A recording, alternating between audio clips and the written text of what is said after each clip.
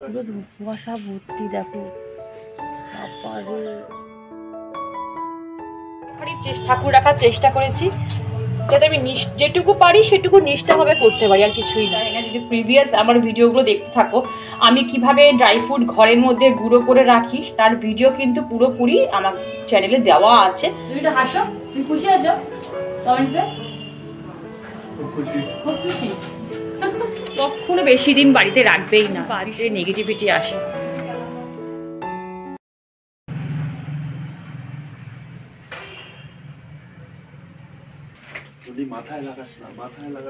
কুয়াশা ভর্তি দেখো, কিচ্ছু দেখা যাচ্ছে না।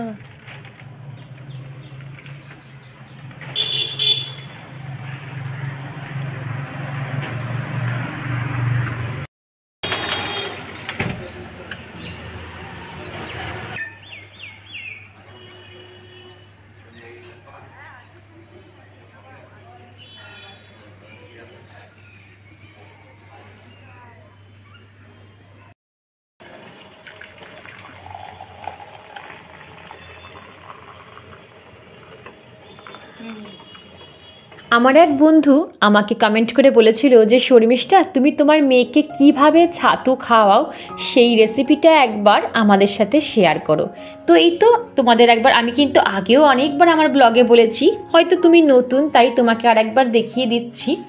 আমি সকালবেলা দুধ যখন জাল দিই তখনই আমি দুধের মধ্যে 4 থেকে 5খানা কেশর কিন্তু দুধের মধ্যে মিশিয়ে রাখি আধ ঘন্টা 40 মিনিটের জন্য। দেখবে 30 থেকে আধ ঘন্টার পর এই দুধের রং অটোমেটিক চেঞ্জ হয়ে গিয়ে একটা ইয়েলোইশ কালার কিন্তু চলে এসেছে। তো এটা আমি এখন ঢাকা দিয়ে রাখবো। এখনও যেহেতু মেয়ে ঘুম থেকে ওঠেনি, তো চলে এলাম কিন্তু ঠাকুর ঘরে। আর তোমাদের দেখো সকাল সকাল গুড মর্নিংই বলা হয়নি। Hello everyone, welcome to my channel. আমি শর্মিষ্ঠা। আশা করি আমার সকল বন্ধুরা অনেক অনেক ভালো আছো, সুস্থ আছো আর নিরাপদে আছো। ভিডিও চালু করার বেশ খানিকক্ষণ পরই আমি ভয়েস ওভার দিচ্ছিলাম, কারণ কি জানো, শীতের যে সকালের যে প্রাকৃতিক সৌন্দর্য আর পাখির কিচিরমিচির আওয়াজ আমি প্রাণ ভরে উপভোগ করছিলাম, আর তোমাদেরও একটু উপভোগ করার সুযোগ করে দিচ্ছিলাম, ব্যাস আর কিছুই নয়। তো এই তো ঠাকুর ঘরে চলে এলাম, এসে যেটুকু টুকটাক কাজ সেটা আমায় কমপ্লিট করতে হবে। তোমরা বাইরের ওয়েদার দেখে বুঝতেই পারছো যে বেশ অনেকটা কিন্তু এখন সকাল। আর এখন যেহেতু মেয়ে স্কুল যাচ্ছে না, ওর তো সামনে বোর্ড এক্সাম আছে, তো বাড়িতেই পড়াশোনা করছে, তাই ঘুম থেকে উঠেই না বাসি জামা কাপড় ছেড়ে এখন আমি সিধা চলে আসি ঠাকুর ঘর ক্লিন করতে। কারণ যত তাড়াতাড়ি আমি ঠাকুর ঘরটা ক্লিন করতে পারবো তত তাড়াতাড়ি কিন্তু আমি গোপু সোনাকে ঘুম থেকে তুলতে পারবো। আর এখন কেউ ঘুম থেকে ওঠেনি, কি জানো তো বন্ধুরা, আমি এখন বুঝে গেছি যে ঠিক কত তাড়াতাড়ি বা কোন টাইমে ঘুম থেকে উঠতে পারলে আমি ঠিক টাইমে সব সংসারের কাজগুলো গুছিয়ে সময়ের মধ্যে শেষ করতে পারবো। আর বৃহস্পতিবার আজ যেহেতু একটু আগেই আমাকে ঘুম থেকে উঠতে হয়েছে, কারণ আমরা সবাই জানি যে আমাদের গৃহিণীদের বৃহস্পতিবার কাজের প্রেশারটা একটু বেশি থাকে। তার উপর লক্ষ্মীর পাঁচালি পড়া আছে, লক্ষ্মীর ঘট পাতা আছে, আরও অনেক কাজ কিন্তু আমাদের বৃহস্পতিবার থাকে। ছোটবেলা থেকে না নানান ধরনের পুজো আচরার মধ্যে আমার জীবনটা ঘেরা ছিল, তার ফলে হয়তো ঈশ্বরের প্রতি ভক্তি বলো বিশ্বাস আমার একটু বেশি। কারণ কি জানো, আমি না ছোটোবেলায় বেশ কয়েকটা বছর আমি আমার মামার বাড়িতে কাটিয়েছিলাম। তখন দেখতাম দিদামা 12 মাস পুজো আচরা করতো, এই ঠাকুরের পুজো ওই ঠাকুরের পুজো, আর আমি ওই দিদামায়ের পাশে বসে প্রত্যেকটা পুজো সেই ছোটোবেলা থেকে কিন্তু শিখে আসতাম। আর তোমাদেরও আমি ব্লগে অনেকবার শেয়ার করেছিলাম যে আমি কিন্তু কালীঘাট মন্দিরের সেবায়িত বংশের মেয়ে, মানে আমার বাবা আমার ঠাকুরদা সবাই মা কালীর সেবায়িত ছিলেন কালীঘাটের মন্দিরে, ঠিক আছে। ইভেন আমার কাছে আমার বাবার কালীঘাট মন্দিরের সেবায়িতের যে কার্ড হয় সেই কার্ডও আমার কাছে রয়েছে। ওই কার্ডটা আমি সযত্নে রেখে দিয়েছি বাবার স্মৃতি হিসাবে। আমরা জানি যে মা কালীর কিন্তু কালীঘাটের মা কালী প্রচণ্ড জাগ্রত, সব ঠাকুরই জাগ্রত, কিন্তু হয় না কিছু পীঠস্থান যেমন হয়, যেমন তারাপীঠ, কালীঘাট, তারপর হচ্ছে কামরূপ কামাখ্যা, এরকম কিছু কিছু জায়গা হয় না যে মা সতীর অঙ্গ পড়েছিল, ঠিক তেমনি কালীঘাটে কিন্তু মা সতীর কেড়ে আঙ্গুলটা পড়েছিল। তো এইসব অনেক অলৌকিক ঘটনা আছে বন্ধুরা, যেগুলো আমরা ছোটোবেলায় দাদু দিদি ঠাকুমার মুখে শুনে এসেছি। ইচ্ছা করে মাঝে মাঝে তোমাদের সাথে এগুলো শেয়ার করি বা তোমাদের এই গল্পগুলো করি, কারণ অনেকে আছে না ঠাকুর বিশ্বাসী, কিন্তু কোথাও না ভয় করে। কি বলতো, নানান ধরনের মানুষ তো এই সোশ্যাল মিডিয়ায় অ্যাক্টিভ থাকে, অনেক ধরনের মানুষ, কেউ বিশ্বাস নাও করতে পারে। বিশ্বাস না করে ধরো বেভাস একটা মন্তব্য করে ফেললো, যেটা আমি হয়তো নিতে পারবো না। আমি তখন কী বলতো, নিজেকে কখনো ক্ষমা করতে পারবো না। তখন ভাববো কী বলতো, কেন আমি তোমাদের সাথে শেয়ার করতে গেলাম। আসলে কি বলতো, আমরা কিন্তু ঈশ্বরকে কেউ চোখে দেখিনি, কিন্তু অনেক অলৌকিক ঘটনায় আমাদের সাথে ঘটে যায়, যা আমাদের ঈশ্বরের প্রতি ভক্তি বিশ্বাস আরও দ্বিগুণ করে বাড়িয়ে দেয়। আমরা ঈশ্বরকে যারা বিশ্বাসী, ঈশ্বরকে যারা মানি, তারা কিন্তু ঈশ্বরের কথা ভেবে অনেক পাপ কাজ থেকে নিজেকে বিরত রাখি, যে না এই কাজটা করলে আমার পাপ হবে, ঈশ্বরের পাপ লাগবে। আবার দেখো, ঈশ্বরের আশীর্বাদ পাওয়ার জন্যই কিন্তু আমরা অনেক ভালো কাজও কিন্তু আমাদের দ্বারা সম্পন্ন করি। ঈশ্বর আমাদের কাছে একটা পজিটিভ শক্তির মতো। তো বন্ধুরা, আমার একদম সকাল সকাল আজকে ঠাকুরের বাসন মাজা কমপ্লিট, কারণ বৃহস্পতিবার এমনিতে খুব চাপ, পরে মাজলে না দেরি হয়ে যায়, আর তাড়াতাড়ি মেজে দিলে এখানে রোদে দিয়ে দেবে, শুকিয়ে যাবে, একদম দাগ হবে না। মানে কাঁসার বা পেতলের জিনিসে না যদি জল জড়িয়ে না রাখা হয়, তাহলে দাগ হয়ে যায়, কেমন বিচ্ছিরি দাগ হয়ে যায়। ঠাকুরের বাসনে দাগ থাকলে দেখতে ভালোও লাগে না। আর আমার যেহেতু অল্প কটা বাসন বন্ধুরা, আমি যেটুকু পারবো আমি সেইটুকু বাসন আর সেইটুকু ঠাকুর রাখার চেষ্টা করেছি, যাতে আমি যেটুকু পারি সেটুকু নিষ্ঠাভাবে করতে পারি, আর কিছুই না। সব এগুলো দেখো কাঁচা হয়ে গেছে, সকাল সকাল সব মুছে যাবে, এই শুকিয়ে যাবে।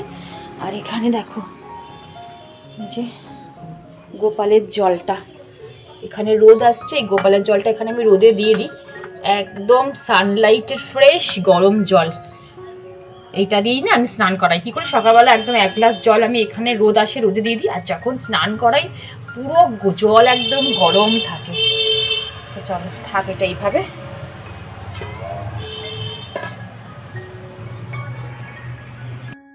আমাকে সোমাদি বলে এক সাবস্ক্রাইবার দিদি আমায় কিন্তু অনেকবার কমেন্ট করে বলেছিল যে শর্মিষ্ঠা, কালীঘাটের মা কালীর অলৌকিক ঘটনা শেয়ার করবে, শুনতে চাই। কিন্তু ওই যে দিদি বড্ড ভয় করে গো, মানুষের ফেক মন্তব্যকে না আমি ভীষণ ভয় করি। তো একজনের হয়ে একটুখানি হবে, তাহলে আমি এখানে 3 গুণ বসাই,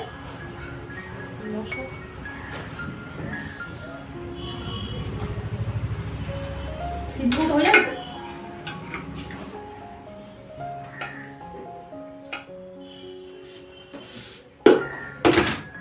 আসলে কি বলতো, কালকে না একটু ভাত বেঁচেছিল রাতের দিকে, কারণ কালকে রাতে আমরা সবাই পরোটা খেয়েছিলাম, ভাত আর কেউ খাইনি, এত ঠান্ডা লাগছিল। তো যাই হোক, তো ওই জন্য মাকে বললাম মা দেখো আগে কতটা ভাত আছে। তো ফ্রিজে দেখলো মা যে একজনের ভাত হয়ে আর একটু থাকবে, তো সেই বুঝে আমি চালটা ওই জন্য বার করলাম।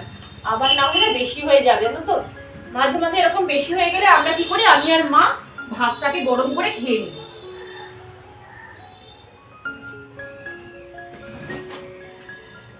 চাল পড়েছে হয়তো ঢালতে গিয়ে।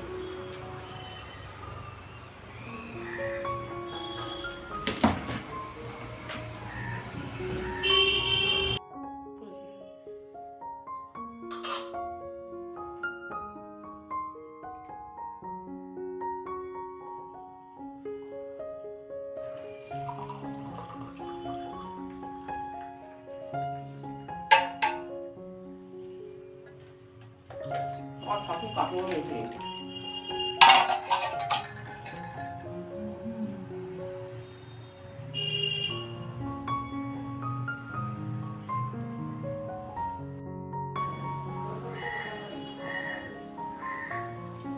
তো বন্ধুরা এখন ঘড়িতে প্রায় 9টা বাজতে যায়, আর আমি এখন চা খাচ্ছি। তোমরা সবাই জানো যে আমি ঘুম থেকে উঠেই আগে এমনি স্টমাকে কখনো চা খাই না, ঠিক আছে, হয় ড্রাই ফ্রুট। বাবা কি আওয়াজ, সরি একটু ইগনোর করো। হ্যাঁ, আমি সবসময় বলি না, যখনই আমি ভয়েস দিতে যাই তখনই গাড়ি ঘোড়া সাউন্ড পি প্যাক কত রকমের যে সাউন্ড আসার জন্য করতেই পারি না। তাই যে যাই হোক, তোমাদের ছোট্ট টিপস দিই, যারা ভাবো যে না ঘুম থেকে উঠে 1 কাপ চা ছাড়া আমার চলবেই না, কখনো করবে না, এই অভ্যাসটা ভীষণ খারাপ। এই অভ্যাসটা আমার আগে ছিল, কিন্তু আমি আস্তে আস্তে আস্তে ছাড়তে শুরু করেছি। কি করবে দেখো, তোমরা যখন ভাবছো যে আমার কোনো কিছু খাবোই না, আমি যেমন ড্রাই ফ্রুট খাই, একটা কলা খেলাম, খেয়ে তারপরে চাটা খাই, তোমরা কি করবে, একটু মুড়ি নেবে, ঠিক আছে? বা যাদের ধরো গ্যাস অম্বলের ব্যাপার থাকে তারাও এই কাজটা করতে পারো, দেখবে ভীষণ উপকারে পাবে, মানে উপকারে আসবে। আমার হয়েছে বলে তোমাদের সাথে শেয়ার করছি। তো এই তো একটু মুড়ি নেবে, 4-5 গাল মুড়ি নেবে, শুকনো মুড়ি আর চা একসাথে খাবে, ঠিক আছে? মানে আগে মুড়িটা 1 গাল নেবে, তারপর চাটা খাবে কিন্তু, ঠিক আছে? চা আগে মুড়ি পরে সেটা না, আগে 1 গাল মুড়ি নেবে, সেটাকে ভালো করে চেবাবে, তারপর চা খাবে। দেখবে তোমাদের ওই অনেকের হয় না চা খাওয়ার পর মুখ টক হয়ে যায় বা গ্যাস অম্বলের দাঁত, এইটা কিন্তু থাকবে না। তো এই ছোট্ট টিপসটা আমার হট করে মনে পড়লো যে না, এটা তো বন্ধুদের সাথে শেয়ার করাই যায়, তাই আবার ক্যামেরাটা অন করে আবার শুরু করে দিলাম বক বক করা। তো এই তো মাঝে মাঝে দেখবো চা খেতে খেতে অনেক মানে ভালো জিনিসও আমাদের হট করে মনে পড়ে যায়, তাই না? ওই জন্য তো অনেক সময় বলা হয় চাকে একটা এনার্জেটিক মানে ড্রিঙ্কস। তো যাই হোক, চলো আমি চাটা এনজয় করি, আগে চা ঠান্ডা মাথায় খাই, তারপর আবার সংসারের বাকি কাজগুলো হাত দেওয়া যাবে।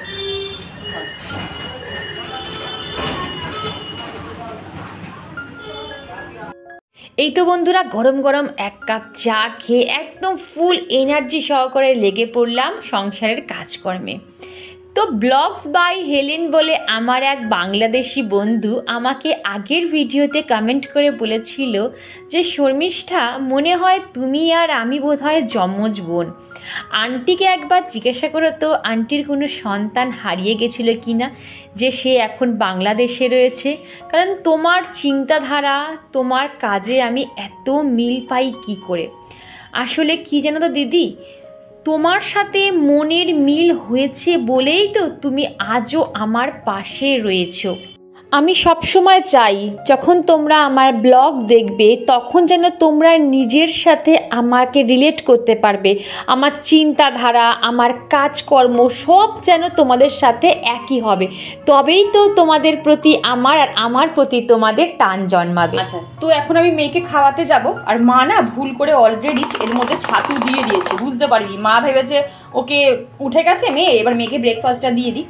তো আমি শ্যুট করবো যে মা ভুলেই গেছে। যাই হোক, এর মধ্যে তো দুধ আর আমি সকালে দেখেছিলাম কেশর মিশিয়ে রেখেছিলাম।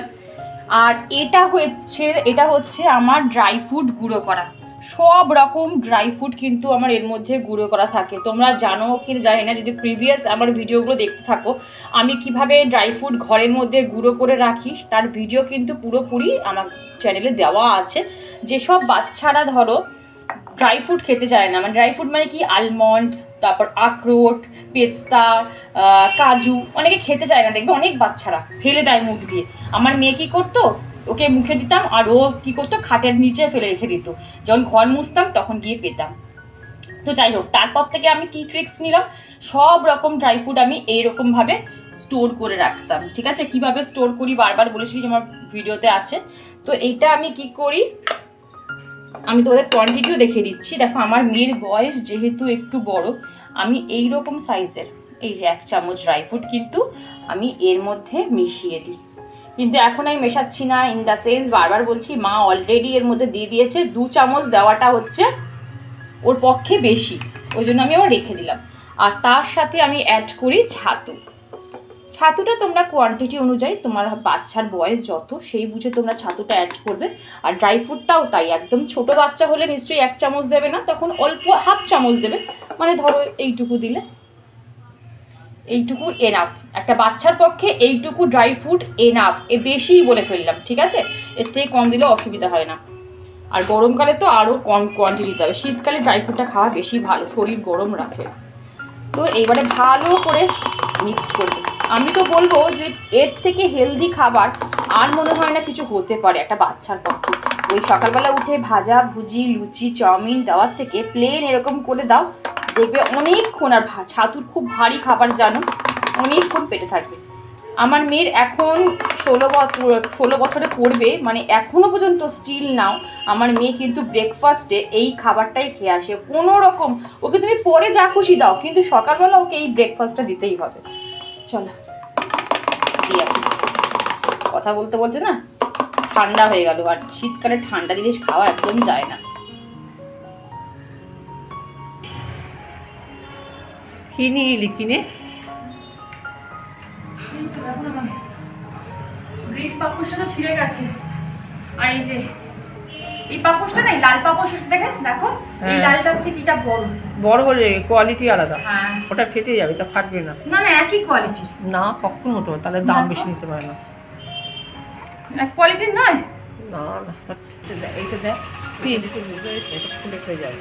এইটা একই, এই যে আমার এইটা আর এইখানে যে একদম মেইন ডোরে আমার যেটা পাতা থাকে এই লালটা, ঠিক আছে, এটার থেকে এটা বোধহয় এক সাইজ বড় দেখি।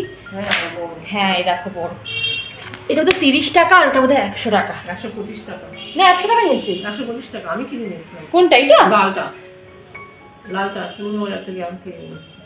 লালটা 125 টাকা নিয়েছিল আর এটা 100 টাকা নিল। কোয়ালিটি আলাদা আছে না? কোয়ালিটি আলাদা। দেখ এর উপরটা দেখ, ওর উপরটা দেখ। না গো মা দেখো একই, পুরনো বাজারের দাম বেশি না, তুমি দেখো ভালো করে ধরে দেখো, একই কোয়ালিটি।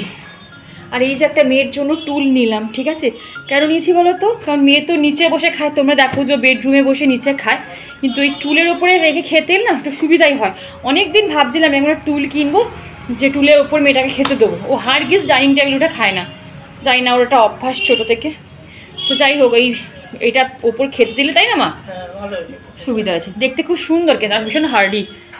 তো চল এটা নিয়ে নিলাম। এই বললাম না এই যে হরেক মাল 30। একটা জিনিস খেয়াল করে বন্ধুরা, সংসারে একটা জিনিস কিনতে গেলে তোমার একটা জিনিসে তো হবেই না, মনে হবে আর যেটা যেটা পছন্দ হচ্ছে মনে হয় কিনে আনি।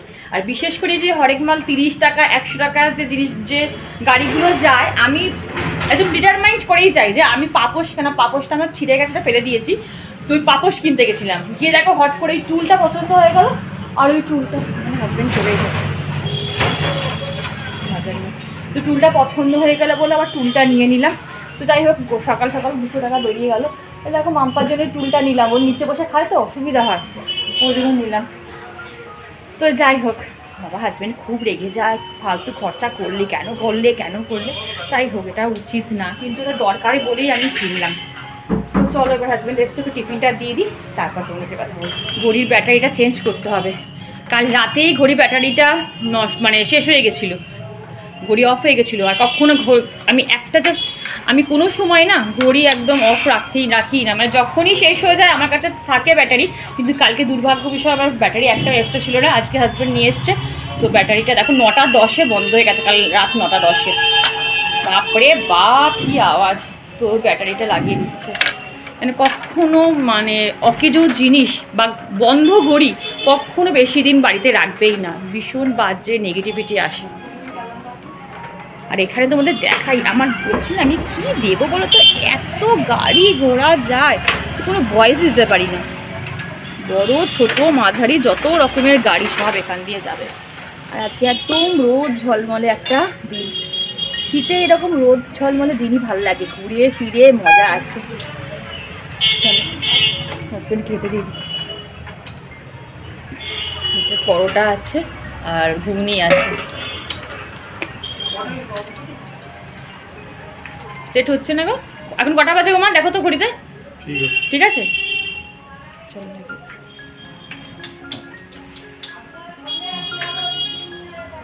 এখন বাজে 10:20। 10:20 ফাস্ট, 5 মিনিট ফাস্ট করে গেছে ঘড়ি, একটু 5-10 মিনিট ফাস্ট করে রাখা উচিত। চলো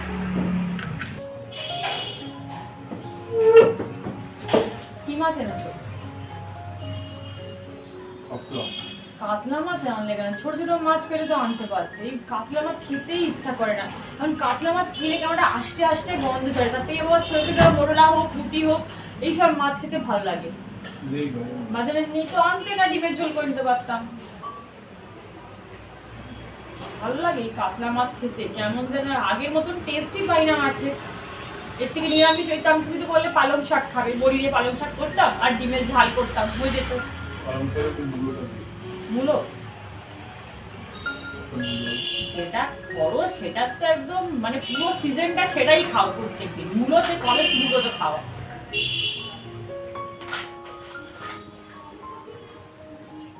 এই রসুন এখন আবার শুরু করেছে রসুন খাওয়া, গোটা গোটা রসুন খাওয়া। আসলে যাদের কোলেস্ট্রল থাকে না, তারা যদি প্রত্যেকদিন দুপোয়া রসুন এমটি স্টমাকে খেতে পারো, তাহলে কোলেস্ট্রল ভীষণ তাড়াতাড়ি কিন্তু রিডিউস করে ফেলে। কিন্তু আমি কাঁচা রসুন ওই এমটি স্টমাকে খেতে পারি না, ওটা গন্ধ লাগে, আর সারাক্ষণ না রসুনের একটা কিরকম স্মেল বেরোয়, কিন্তু খাওয়াটা উচিত। যাদের কোলেস্ট্রল থাকে তাদের রসুন ভীষণ ভালো কাজ দেয়, মানে অব্যাহত ওষুধ যাকে বলা হয়। তো ও খাচ্ছে কিন্তু ওর কোলেস্ট্রল নেই, কিন্তু ও এমনি খেয়ে যাচ্ছে। তুমি আগে থেকে কি মানে এ করছো, প্রিভেনশন করছো যাতে তোমার না হয় কোলেস্ট্রল, তাই তো? Prevention is better than cure. বাহ,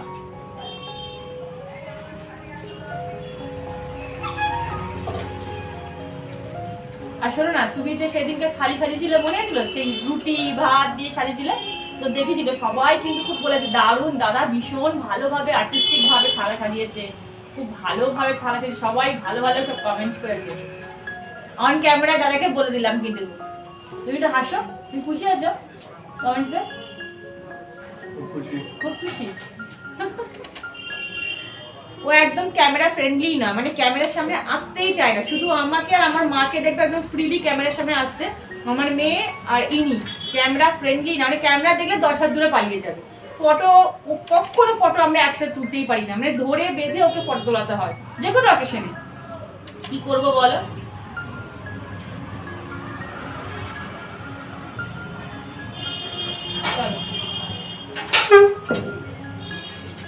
তো বন্ধুরা, ভিডিওটা অনেক বড় হয়ে যাচ্ছে, আরও অনেক কিছু তোমাদের সাথে শেয়ার করার ছিল। খুব তাড়াতাড়ি আসছি নেক্সট ব্লগ নিয়ে। ততক্ষণ সবাই খুব খুব ভালো থেকো, সুস্থ থেকো, আর হ্যাঁ, চ্যানেলটা ভালো লাগলে সাবস্ক্রাইব করে আমার পাশে থেকো। টাটা।